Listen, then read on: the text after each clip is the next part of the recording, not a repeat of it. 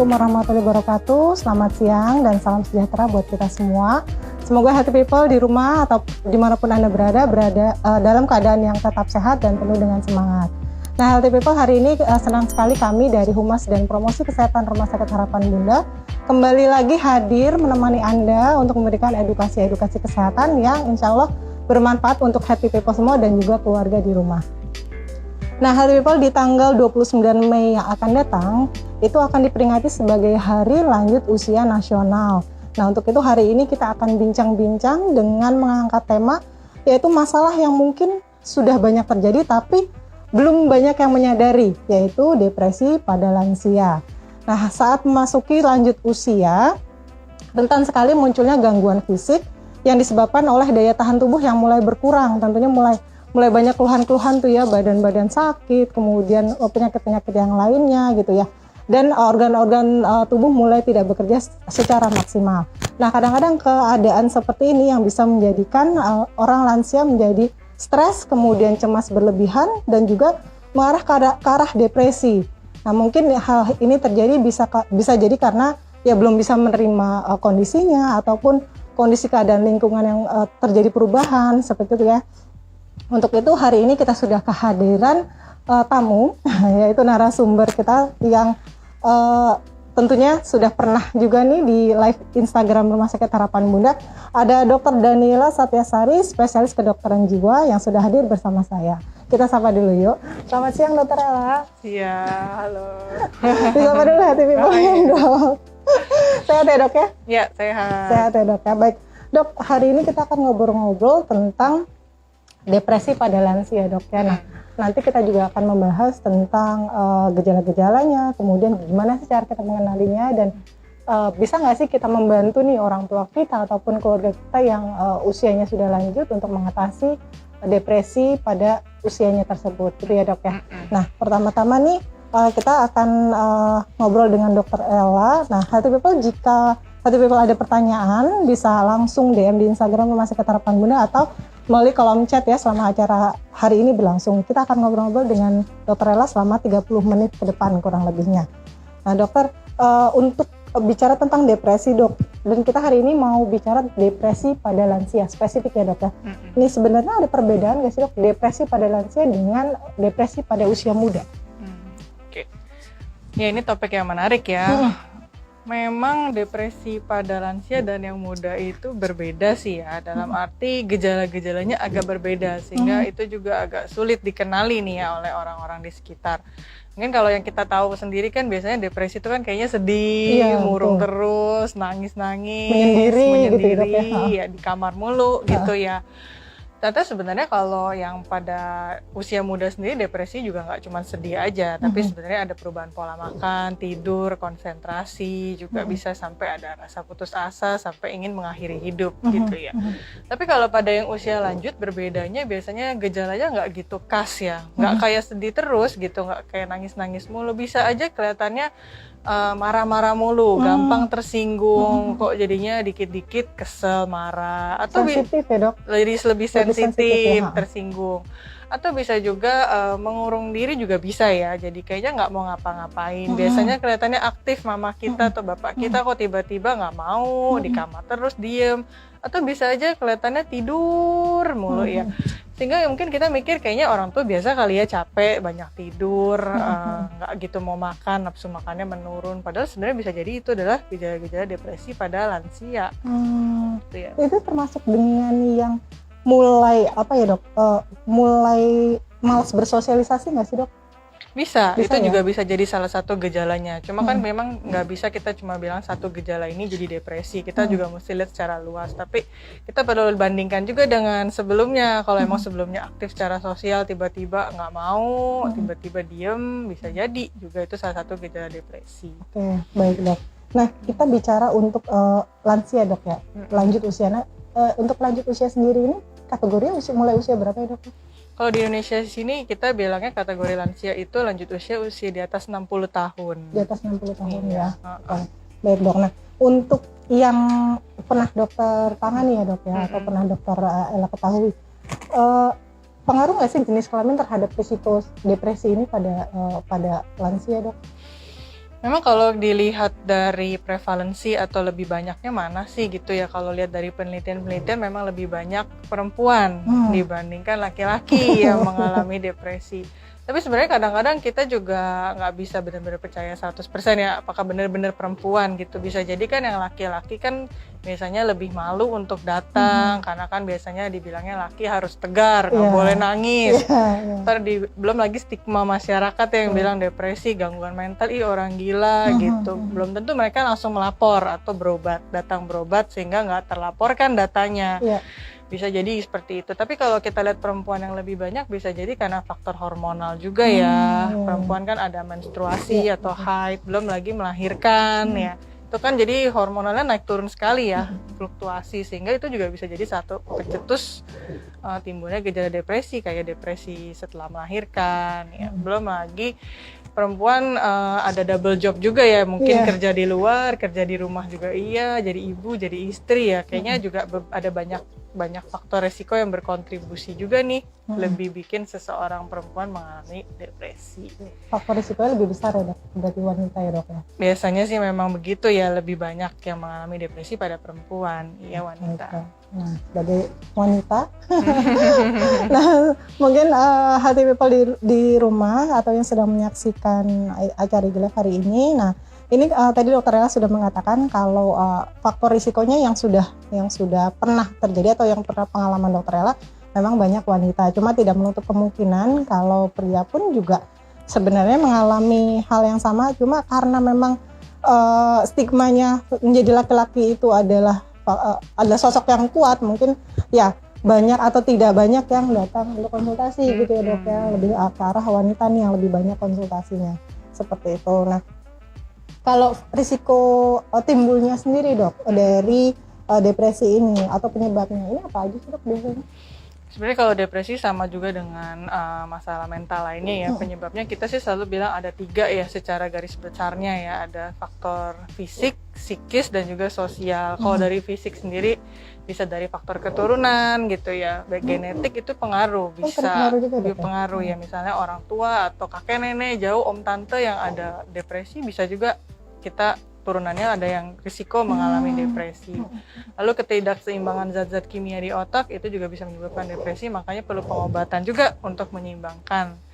Selain itu kalau pada lansia yang paling penting atau paling sering itu penyebabnya ada penyakit-penyakit tertentu ya, atau kondisi medis, misalnya stroke itu bisa banget 30%-nya bisa menyebabkan, biasanya lebih berisiko mengalami depresi. Lalu gagal ginjal kronis yang harus cuci darah berulang itu juga berisiko mengalami depresi. Terus banyak juga ya penyakit lain, bisa aja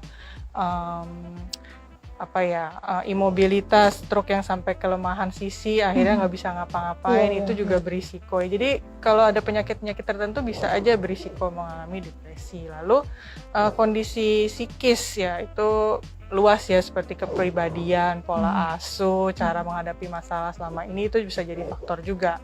Lalu sosial kita ngomongin ya biasanya pekerjaan, keadaan sosial ekonomi, lalu misalnya ditinggal keluarga, ditinggal anak, atau mungkin ada masalah dalam pekerjaan, keluarga, dengan pasangan, kehilangan pasangan, itu juga bisa jadi penyebab ya, sering pada lansia ya menyebabkan depresi. Dan juga ditinggal anak-anak jauh dari siapa-siapa, tinggal sendiri, isolasi sosial itu bikin lebih mengalami depresi. Jadi ya biasanya 3 faktor itu sih. Kalau yang tadi dokter sampaikan dok tentang karena penyakit tertentu, mungkin juga dikarenakan karena seorang ini dulunya aktif kan ya dok ya, aktif kemudian ada kena stroke, kemudian kan udah nggak bisa ngapa-ngapain ya, itu jadi bikin keterbatasan gerak, jadinya stres sendiri, kemudian menjadi depresi seperti itu. Iya betul. Kemarin juga ada tuh kasusnya di sini dikonsulkan juga, lansia dengan stroke, kelemahan sisi sebelah, terus tiba-tiba mogok makan, mogok ngomong, nah gejala depresi. Gejala depresi ya. Baik dok. Nah kalau sudah seperti itu, kita datang ke dokter, kemudian yang dilakukan atau tes-tesnya itu untuk menegakkan oh ya ini adalah gejala depresi atau depresi tapi sudah kategori mana gitu, itu apa sih dok kalau boleh disampaikan? Caranya ya, Caranya. Maya. Biasanya sih kita tetap gabungan beberapa cara ya. Misalnya dari pertama yang pasti harus bicara dengan pasiennya juga, wawancara dengan pasien secara langsung, lalu data-data dari keluarga juga gitu ya, perlu ya. Misalnya kalau misalnya pasiennya sama sekali nggak mau ngomong, susah juga ya. Tapi kan dari situ saya juga bisa observasi kira-kira apa sih ini mengarah kemana gitu ya. Lalu kita lihat juga fungsi sebelumnya bagaimana tadi, misalnya dia sebelumnya aktif, tiba-tiba nggak mau bergerak, nggak mau ngapa-ngapain, ya bisa jadi itu gejala depresi. Tapi kalau tes-tes yang lain sih enggak ya, tapi kan kita bisa lihat dari data-data tadi, misalnya ada masalah di otak, stroke, itu juga bisa karena ada perubahan struktur bikin ada gejala depresi juga bisa. Jadi ya biasanya stroke-nya mesti diatasin juga, dari kita juga akan ditangani juga. Selanjutnya nanti diberikan penanganan ya dokter. Nah, kalau secara dari sisi medis penanganannya apa dokter? Apakah ada obat-obatan yang diminum atau terapi atau apa gitu dok?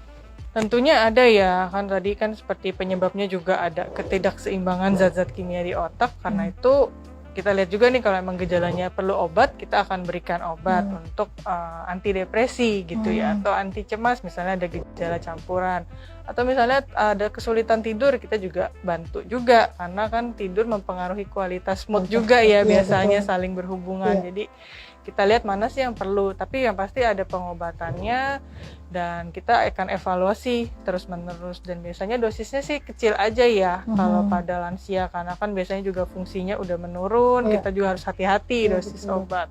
Dan yang paling penting juga psikoterapi ya. Kalau psikoterapi itu kan kita taunya kayak orang kok datang ke psikiater cuma ngobrol-ngobrol doang gitu. Padahal itulah psikoterapi atau talk terapi, terapi bicara, tapi sebenarnya ada manfaatnya buat pasien. Lebih misalnya kita bisa membantu support atau sekedar mendengarkan saja atau memberikan validasi, apresiasi dan lain-lain. Banyak sih teknik psikoterapi tergantung kebutuhan pasiennya. Jadi nanti dilihat lagi ya dok, dari hasil wawancara dengan dokter, kemudian nanti diberikan terapi-terapi yang dibutuhkan oleh orang tersebut gitu ya dok. Nah kalau kesehatan mental pada lansia nih dok, kita bicara salah satunya tadi kan depresi termasuk nih ya dok. Ada kesehatan mental atau faktor gangguan mental apa lagi sih dok yang bisa terjadi nih di usia lanjut gitu? Oke, yang paling sering sih memang depresi sering ya. Terus gangguan cemas ya, itu juga sering banget saya temukan nih kemarin, beberapa pasien lansia datang dengan gangguan cemas ya, menyeluruh. Jadi artinya kan kalau kita khawatir sih wajar gitu ya, pasti ada sesuatu bikin kita khawatir. Tapi kalau khawatirnya, cemasnya udah berlebihan banget sampai setiap hari sampai mengganggu fungsi gitu ya. Tadinya dia bisa kerja sebagai ibu rumah tangga, sekarang tahu-tahu nggak mau kerja karena terlalu khawatir terus, pusingin masa depan, nanti anak-anak gimana, suami gimana, makan gimana, semuanya dikhawatirin sampai akhirnya nggak ngerjain apa-apa nih malah. Nah itu sering banget, sampai nggak bisa tidur, sampai nggak mau ngapa-ngapain. Nah itu sering.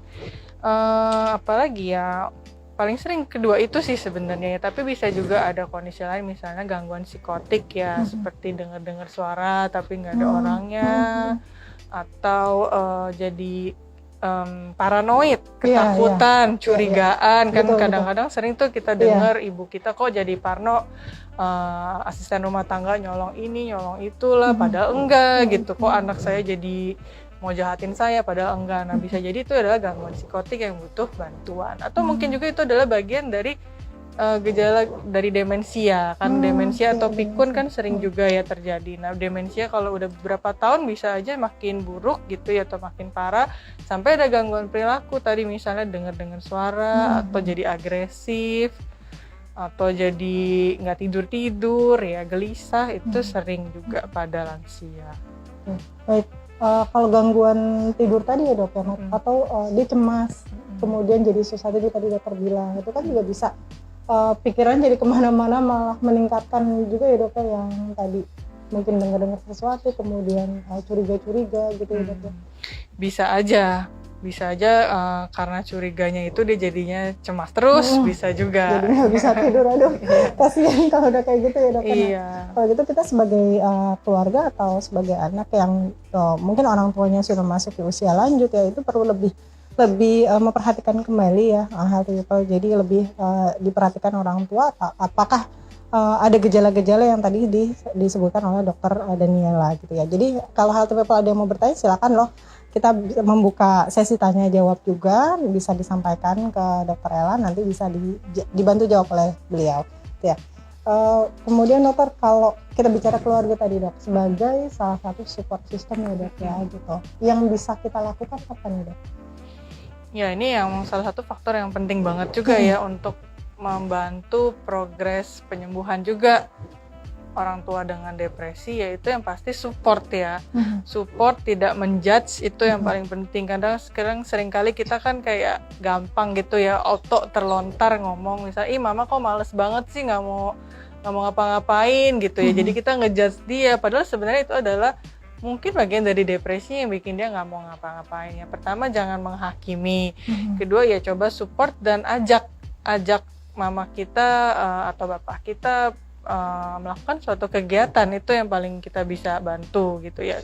Cara mengatasi depresi kan tadi selain misalnya dengan pengobatan dan psikoterapi, untuk pasiennya sendiri coba berikan kegiatan gitu, harus tetap aktif gitu ya, nggak harus yang big step gitu, aktif banget olahraga nggak harus gitu, tapi setidaknya sedikit bergerak gitu. Kayak kemarin pasien saya ada yang biasanya 3 hari sekali nyapu ngepel gitu ya, tapi anaknya langsung bilang, nih mama nih males banget. Jangan sampai kita ngomong gitu ya. Kalau bisa ajak aja, yuk mah, yuk nyapu ngepel, nggak apa-apa, nggak harus tiap hari ya, mungkin 2 hari sekali deh, dari 3 hari jadi 2 hari sekali, setidaknya lebih aktif. Tadi yang nggak mau ngapa-ngapain dulu, mama sukanya apa, mungkin dulu sukanya gardening, berkebun ya, coba deh kasih yang bisa mama suka. Misalnya dia suka berkebun, udah nggak ada kebunnya, coba deh beliin beberapa pot lagi, kasih buat mama biar bisa coba kegiatan itu. Atau yang suka ngelukis, gambar, bisa dikasih barangnya untuk dia ngelakuin gitu. Kalau ditaruh di depan dia kan itu sebenarnya taruh support juga ya, supaya mama kita atau bapak kita mau coba ngelakuin gitu. Jadi coba ajak dia supaya aktif juga dan kita support gitu. Itu yang paling penting sih. Yang paling penting adalah support dari keluarga ya dok. Nah, salah satunya juga yang tadi dokter Ella sebutkan, melukis atau mewarnai, kan itu banyak yang dijual-jual di toko buku ya dok ya. Buat melepas stres juga ya dok. Iya, sekarang udah banyak banget ya. Atau mengisi TTS mungkin. Boleh. Supaya melatih supaya nggak gampang lupa juga ya dok. Iya, itu juga bagus ya, memori dilatih ya. Jadi cari kata benda, oh ini bendanya apa ya. Itu bagus juga untuk melatih otak. Supaya nggak gampang pikun. Baik. Nanti Bapak ada yang ingin bertanya mungkin boleh disampaikan atau dituliskan, jadi biar kita bisa sampaikan ke dokter Ella untuk ditanyakan. Baik, dok, kalau kemarin kita musim pandemi nih dok, pas awal-awal pandemi dok, kan ini perubahan perubahan besar ya dok, dari rutinitas kita aja yang anak muda kita yang usia muda aja stres ya dok ya gitu. Nah ini case yang dokter Ella tangani, banyak nggak kasus-kasus yang stres atau cemas berlebihan karena masalah yang pandemi ini, atau meningkat nggak sih pasien-pasien lansia pada saat awal pandemi sampai dengan kemarin yang masih tinggi-tingginya pandemi COVID ini dok? Nggak terdeteksi kayaknya yang lansia tuh agak jarang ya, tapi kalau yang muda memang banyak sih yang jadi depresi dan cemas juga, itu yang paling banyak. Tapi lansia kemarin juga memang ada sih 2 orang juga yang gangguan cemas ya, gitu, yang datang. Jadi ada, tapi mungkin banyak ya healthy people ya, karena kita juga yang saya sampaikan, usia muda pun kita juga cemas, stres, kemudian ini sampai kapan sih kondisi seperti ini, mungkin sampai sekarang juga masih banyak yang bertanya-tanya dalam hati seperti itu gitu ya, apalagi orang tua kita. Nah itulah kita juga harus memberikan edukasi juga ya dok ya kepada orang tua, karena mereka juga pakai masker juga kayaknya ngap, males gitu ya dok. Seperti itu kan pasti pada awal-awal seperti itu. Nah kalau untuk wanita nih dokter, tadi sempat disampaikan juga kalau wanita lebih berisiko karena kan ada faktor hormonal ya dok ya. Nah saya pernah baca dok, kalau usia-usia yang mau menopause atau pas dasar menopause itu juga bisa menimbulkan rasa cemas berlebih, kemudian kan banyak banget gejala-gejala saat menopause atau menjelang menopause itu yang menimbulkan rasa ini ya dok, ketakutan tersendiri lah gitu. Nah ini bisa mengarah ke depresi juga masih dok, faktor dari menopause atau premenopause ini? Bisa tadi ya, betul ya, yang sesuai dengan yang Mbak Hani bilang ya, memang karena faktor hormonal tadi ya kan, kalau mau menopause atau sudah menopause kan memang estrogen, progesteron drop gitu ya, itu memang bisa jadi salah satu faktor juga menimbulkan gejala-gejala kesehatan mental, misalnya ya depresi kah atau gangguan cemas gitu ya. Tapi paling sering juga depresi ya, apalagi kan itu kalau menopause kan biasanya di usia sekitar 45, 50 ya, memang usia yang usia segitu juga sering orang mengalami depresi karena biasanya selain faktor hormonal ada juga faktor lain yang berkontribusi tadi ya, mungkin hormonal secara fisik, tapi secara sosial ada lagi, misalnya kerjaan kok kayaknya stagnan, gini-gini aja, atau kok kita ngeliat anak-anak udah mulai gede, udah mulai ninggalin rumah, kok cuma berdua doang, sepi. Sepi, Belum cemas ya, Dok, ya. belum lagi cucu-cucu kok jarang main. Ya, itu kadang-kadang juga bisa jadi faktor pemicu juga menimbulkan kondisi depresi. Jadi ya beberapa faktor yang berkontribusi juga. Berkontribusi juga ya, Dok. Baik, kembali lagi tuh ke support system tadi ya, Dok. Baik, Dok, ini ada yang bertanya, Dok. Dok, kalau banyak berpikir sering mencabut rambut, cara mengatasi hal tersebut gimana? Oh, ini agak-agak di luar tema kita, Dok, tapi boleh dibantu jawab, Dok? Oke, walaupun di luar tema nggak apa-apa. Makasih untuk pertanyaannya. Ini mungkin pada usia dewasa ya? Bukan lansia kan? Bukan lansia.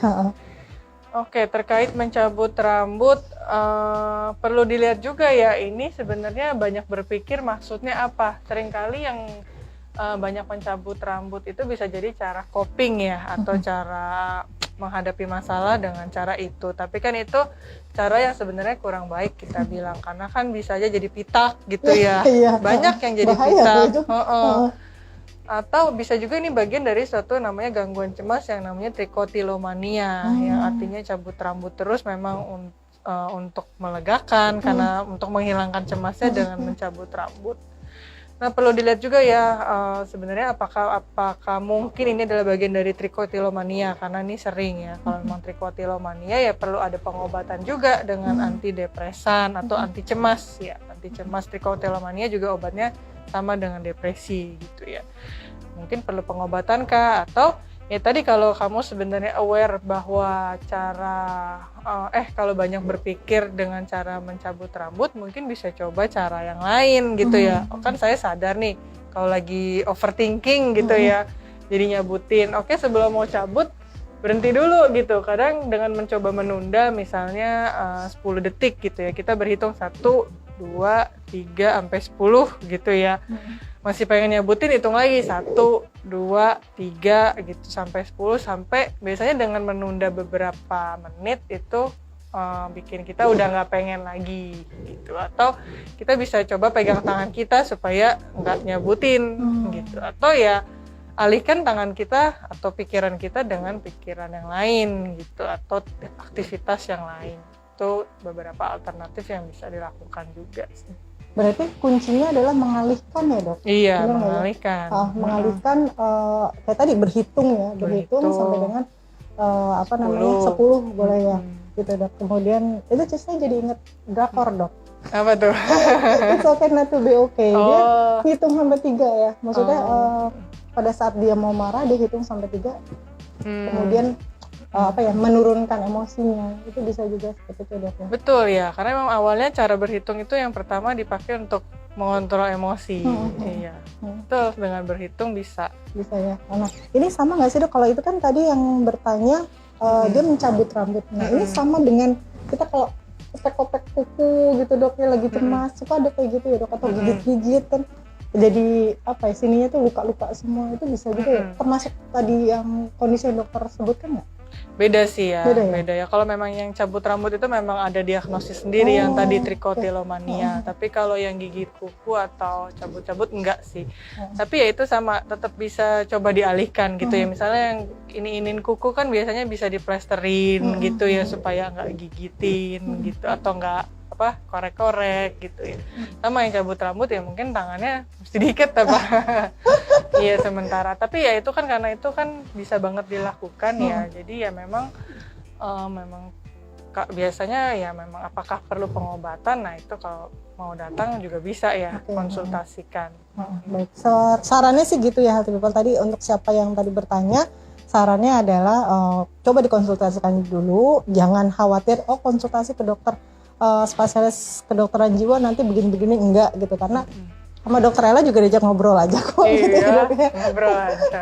diajak ngobrol aja, kemudian nanti sesuai dengan hasil diagnosa beliau kita akan diberikan obatnya ya atau terapinya yang baik seperti apa. Jadi jangan sampai terlanjur nanti kepalanya jadi botak semua gara-gara dicabut-cabut rambutnya gitu. Nanti kan jadi ke arah yang kurang baik ya kondisinya nanti ya. Kayak gitu ya. Baik, ada lagi yang bertanya? Belum ada lagi. Baik.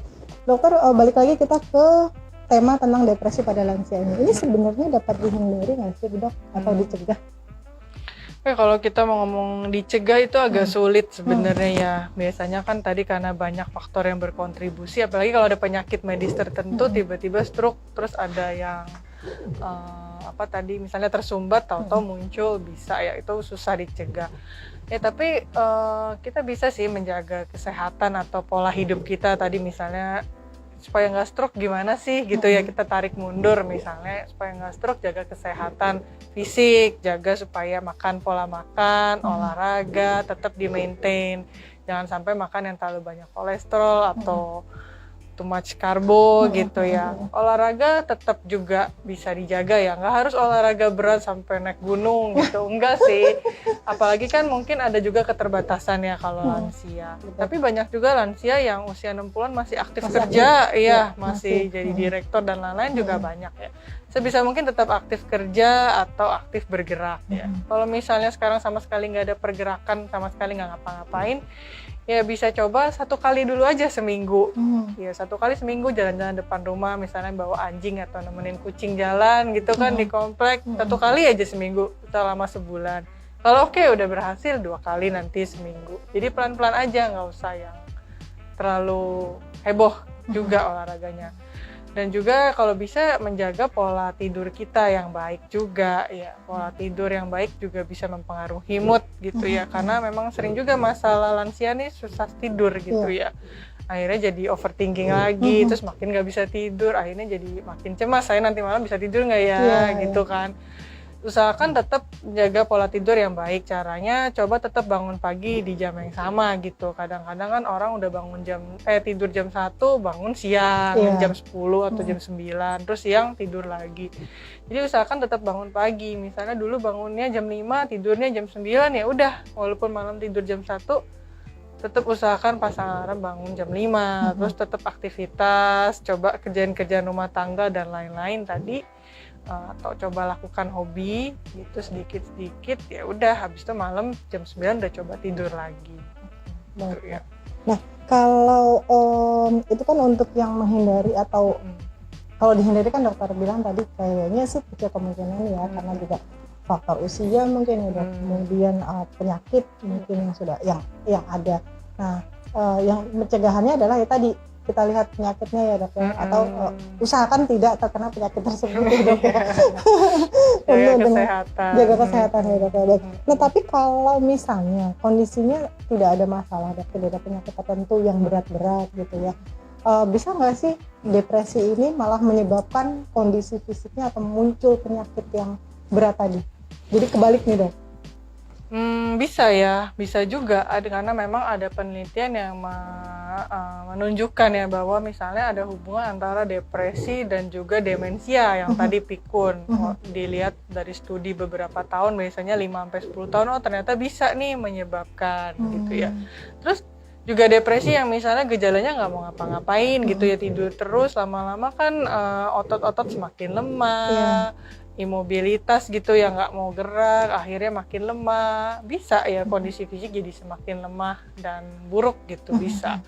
Akhirnya kualitas hidup juga semakin turun. Jadi bisa ada hubungannya, saling berpengaruh. Karena itu ya kalau misalnya keluarga atau anaknya ada yang aware ya, udah lihat itu, sebaiknya harus segera dibawa untuk berobat. Gitu. Karena memang sebenarnya kalau terdeteksi ya, ketahuan 70% sampai 80%-nya bisa sembuh sebenarnya, atau pulih gitu. Jadi bisa sembuh. Asalkan itu tadi ya dok, kita dari awal sudah sudah ketahuan atau kita menyadari ya dok, sehingga dibawa ke dokter untuk mendapatkan penanganan lebih awal lagi. Baik, ada lagi healthy people yang ingin bertanya, ingin mengajukan pertanyaan. Baik, mungkin belum ada lagi. Nah dok, kan hati people-nya malu ya. Hari ini lagi pada malu-malu untuk bertanya. Nggak apa-apa, mudah-mudahan sih obrolan kita hari ini bisa ditarik manfaatnya ya dok ya oleh hati people. Nah, sebagai penutup nih dokter, ada tips nggak dok untuk mengatasi stres pada lansia ini, dan juga pesan dari dokter Ella untuk keluarga atau ya kita sebagai anak-anak yang masih muda nih untuk bisa sebagai support system buat orang tua kita yang barangkali ada gejala-gejala depresi gitu dok. Oke, kalau untuk mengatasi stres pada lansia, sama juga sih seperti pada mengatasi stres pada kita yang lebih muda gitu ya, pada usia berapapun ya kita bisa tetap coba maintain ya gaya hidup yang sehat, coba tetap jaga atau rawat diri kita secara psikis juga, self care gitu ya. Dan juga take a break juga, mungkin kalau misalnya kerjaan terlalu banyak atau tekanan terlalu banyak ya coba stop dulu gitu ya, tentukan prioritasnya yang mana yang lebih penting untuk dilakukan dulu atau yang mana yang perlu disingkirkan atau dihentikan. Kalau misalnya ada butuh bantuan, rasanya kayaknya udah overwhelmed gitu ya, cari bantuan, nggak apa-apa, nggak masalah ya, mungkin dengan orang yang kita percaya, bisa cerita dengan keluarga, tapi kalau lebih baik lagi kalau bisa datang ke profesional. Nggak selalu juga akan diberi obat. Kadang-kadang orang takut seperti itu ya, takut dikasih obat, takut ketergantungan, padahal sebenarnya belum tentu dikasih obat. Dan juga obat-obat untuk mengatasi depresi atau cemas sendiri juga tidak menyebabkan ketergantungan sebenarnya. Jadi nggak perlu takut. Kadang-kadang yang datang mau screening juga boleh gitu ya. Tapi bantuan selalu pasti ada ya. Mungkin kalau dari keluarga nggak ada, dari yang lain bisa ada ya. Coba dicari dan coba tetap mengelola gaya hidup yang sehat, aktivitas, atur pola tidur yang baik. Nah, untuk keluarga tadi sudah kita bahas tentang gejala-gejala depresi pada lansia, semoga juga bisa dikenali ya kalau terjadi pada orang tua atau keluarga di sekitar kita. Jangan ragu untuk mencari bantuan atau professional help karena kita pasti akan bantu. Baik.